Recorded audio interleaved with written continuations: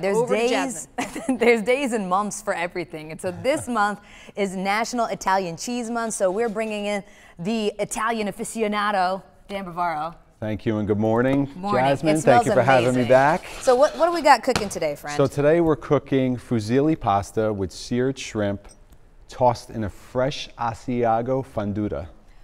Okay, speaking different languages, what's the fonduta? Fonduta is, well, think about it. If you're like a melting pot fan and you like to dip in that cheese. Fondue. Exactly. So that's really what it is. So we have a nice heavy cream we cook down, and we have shaved Asiago cheese that melts into the cream and creates your creamy sauce. So a fonduta is not technically a bechamel sauce?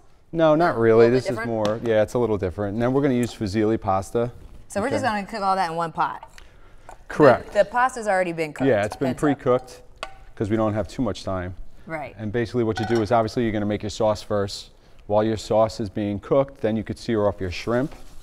How do you make sure your sauce doesn't get broken or greasy? It's just the amount of time really that you cook it. So, you know, you don't want to overcook because then the cream will, you know, break down and get too thick. So what you really want to do, I mean, as you know, I've been on before and I tell you that the main trick with cooking pasta is you want to cook it in the saute pan to absorb the sauce. Right. Right, and especially fusilli because it has all these spirals. Yeah, so the sauce really gets in all those ridges. Correct. So if you're doing a really saucy pasta, the best thing to find is pasta with ridges so that it can hold all that yummy flavor. And if you have a sauce, you want to make it a little thicker, all you do is just cook it down a little bit more. Do you want to cook your pasta to like full We cook tender? al dente. Okay, so al dente. Yeah, so this pasta, like a really good pasta coming out of Italy, usually is about 12 minutes to cook to al dente.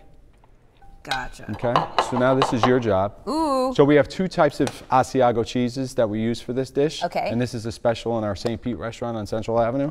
So obviously with the fonduta, we're going to use the cream and we're going to use the fresh Asiago, which is the lighter of the two.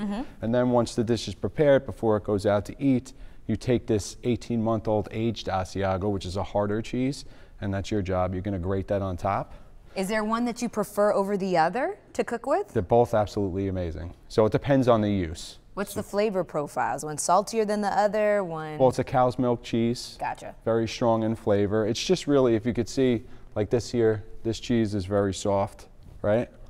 And we that eat is on the job here. and that is more of a dense cheese, easy to grate. So that's more of like a finishing cheese. Do I have this on the right side? Yeah, this there side. you go. Okay. It's hard to see. And you can just go until your heart's desire, yeah? Correct. Do you feel like the waiters sometimes are like, tell us when to stop, and people just go, no. Well, we actually top the cheese in our restaurant first, and then if they want to Oh, so you should ask for extra, just in case. I'm just going to keep going here. But with Italian, especially at Bavaro's, everything is about the quality of the ingredients, so it has to be very fine and you know, well balanced. What's your favorite cheesy dish in the restaurant? Cheesy dish, we have a pasta alla crema, which is very similar to this. What's that? Similar, so it's a cream-based sauce with a Parmesan Reggiano. Okay. So instead of melting down fresh Asiago, we take the rind, which is the outside of the Parmesan, and we melt that into the cream sauce. Ooh, that sounds good. It's amazing. That makes me just want, well, one, we have 2 plates, so guarantee one's going to be eaten. They'll both be gone. If you're not really feeling up to the challenge of making your own, what is it called? Fonduta. Fonduta. Like, I'll let him say it. His accent's a lot better than mine. If you're not up to making it, you can always go visit Dan Bavaro and the crew either downtown Tampa or in St. Pete. Correct.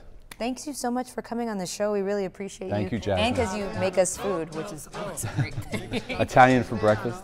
That sounds like a winning combination. That's the breakfast of champions right here. That is. Thank you. No problem. We'll see you right after this break.